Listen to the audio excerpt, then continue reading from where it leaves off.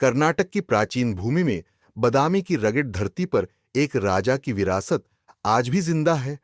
इम्मड़ी पुलिकेशी, जिन्हें पुलिकेशिन द्वितीय के नाम से भी जाना जाता है, उनके साहस और नेतृत्व ने एक युग को बदलकर रख दिया। आज हम 7वीं सदी में वापस चलते हैं, उस महान राजा की कहानी जानने के लिए जिसने न केवल अपने राज्य बल्कि कर्नाटक की अस्मिता और गौरव की रक्षा के लिए भी संघर्ष किया। यह कहानी है एक ऐसे नायक की जिसकी विरासत ने कर्नाटक के लोगों को पीढ़ी दर पीढ़ी प्रेरित किया है। पुलिकेशी का जन्म कर्नाटक के हृदय स्थल में स्थित शक्तिशाली चालुक्य वंश में हुआ था। बचपन से ही उन्होंने अपने परिवार के निर्देशन में युद्ध रणनीति और शासन की शिक्षा ली। उन्होंने तीरंदाजी और तलवारबाजी में घंटों तक अभ्यास किया और जाना कि सच्चा नेतृत्व ताकत और बुद्धि का संयोजन है। बड़े होकर उन्होंने अपने लोगों और परंपराओं के प्रति समर्पण दिखाया और जब राजा बने तो उनकी दृष्टि स्पष्ट थी। अपने परिवार की विरासत को आगे बढ़ाना, अपने लोगों की रक्षा करना और चालुक्य साम्राज्य का विस्तार करना। उनके शासन का उद्देश्य कर्नाटक की संप्रभुता की रक्षा करना और उसकी सांस्कृतिक विरासत को ऊंचाई पर ले जाना था। पुलिकेशी के नेतृत्व में चालुक्य साम्राज्य दक्षिण भारत में बड़ी तेजी से फैला, लेकिन यह सिर्फ शक्ति का प्रदर्शन नहीं था, यह एक सामरिक कौशल था। उन्होंने कुशलतापूर्वक मित्रताएं बनाई और अपनी दूरदर्शिता से विभिन्न राज्यों को अपने साम्राज्य में शामिल किया।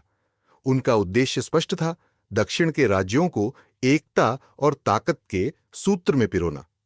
पुलिकेशी ने अपनी नीति से उन शत्रुतापूर्ण राज्यों को भी जीत लिया जो कभी चालुक्य के खिलाफ थे, और इसी के साथ एक शक्तिशाली साम्राज्य की नींव रखी। पुलिकेशी केवल युद्ध में निपुण नहीं थे, वे कला के संरक्षक भी थे। उनके शासनकाल में कन्नड़ संस्कृति को संजीवनी मिली, जहां साहित्य, संगीत और कला का अद्भुत विकास हुआ। यह उनके शासनकाल में था जब चालुक्य वास्तुकला ने अपनी ऊंचाइयों को छुआ। बदामी की गुफाएं और मंदिर जिनमें इंट्रिकेट कार्विंग्स हैं, आज भी कर्नाटक की गौरवशाली विरासत की गवाही देते हैं। पुलिकेशी का दरबार कला और ज्ञान का केंद्र बना, जहां संगीत और कला को सम्मान दिया गया। लेकिन पुलिकेशी की सबसे बड़ी परीक्षा अभी बाकी थी। उत्तर में सम्राट हर्ष, एक शक्तिशाली शासक, दक्षिण की ओर अपने साम्राज्य का विस्तार करना चाहता था। हर्ष की महत्वाकांक्षा पूरे भारत पर अपना आधिपत्य जमाने की थी, पर पुलिकेशी कर्नाटक की स्वतंत्रता की रक्षा के लिए दृढ़ थे। जब हर्ष की सेना ने दक्षिण की ओर कदम बढ़ाया, पुलिकेशी ने अपनी सेनाओं को नर्मदा नदी पर रोक लगा दी। यहां उत्तर और दक्षिण के दो महान साम्राज्यों की भयंकर टक्कर हुई, जिसमें पुलिकेशी ने अद्वितीय रणनीति और साहस के साथ नेतृत्व किया। यह युद्ध अत्यंत भयंकर था, परंतु पुलिकेशी की सेना ने इतनी दृढ़ता से प्रतिकार किया कि हर्ष की सेना को पीछे हटना पड़ा। यह जीत केवल पुलिकेशी की नहीं थी, बल्कि पूरे कर्नाटक की आत्मा की थी।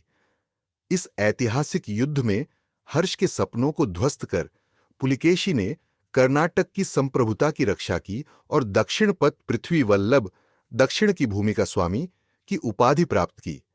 यह उपाधि और उनका अदम्य साहस आज भी कर्नाटक वासियों के दिलों में जीवित है। पुलिकेशी की विरासत समय की कसौटी पर खरी उतरी है। उनका साहस और कन्नड़ संस्कृति के प्रति उनका प्रेम आज भी कर्नाटक वासियों के लिए गौरव का प्रतीक बना हुआ है। सदियों बाद भी उनकी उपलब्धियां कर्नाटक के लोगों की दृढ़ता और सांस्कृतिक अस्मिता का प्रतीक बनी हुई है। पुलिकेशी ने अपने राज्य, अपनी संस्कृति और कन्नड़ भाषा की रक्षा के लिए जो किया, वह एक अनमोल उपहार है जिसने कर्नाटक की पहचान को संजीवनी दी। इम्मड़ी पुलिकेशी की कहानी कर्नाटक की अनमोल ताकत और अदम्य आत्मा का प्रतीक है। जैसे हम कर्नाटक राज्योत्सव मनाते हैं, आइए इस महान राजा को सम्मान दें जिसने हमारी विरासत की रक्षा के लिए संघर्ष किया। उनकी वीरता हमें अपनी संस्कृति, भाषा और गौरव को सहेजने के लिए प्रेरित करती है। कर्नाटक की इस अद्भुत कहानी को पूरी दुनिया में साझा करें, इसे संजोएं और उस राजा की विरासत का सम्मान करें जिसने अपने लोगों के लिए हिम्मत और संकल्प के साथ नेतृत्व किया।